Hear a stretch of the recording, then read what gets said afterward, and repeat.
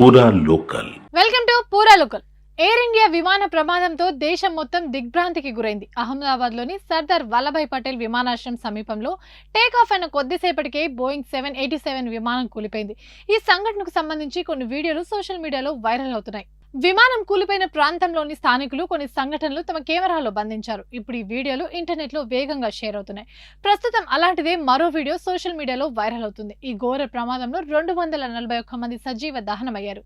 చుట్టుపక్కల ప్రాంతాలన్నీ బూడిదగా మారాయి. కానీ ఈ ప్రమాదం తర్వాత అక్కడ ఒక భగవద్గీత దొరికింది. ఆసక్తికరమైన విషయం ఏంటంటే ఈ పుస్తకంలోని ఒక్క పేజీ కూడా కాలిపోలేదు.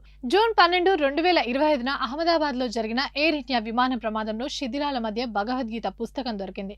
వీడియోలో ఒక వ్యక్తి అహ్మదాబాద్ విమాన ప్రమాదంలో శిథిలాల మధ్య దొరికిన భగవద్గీత పేజీలు చూపిస్తున్నాడు.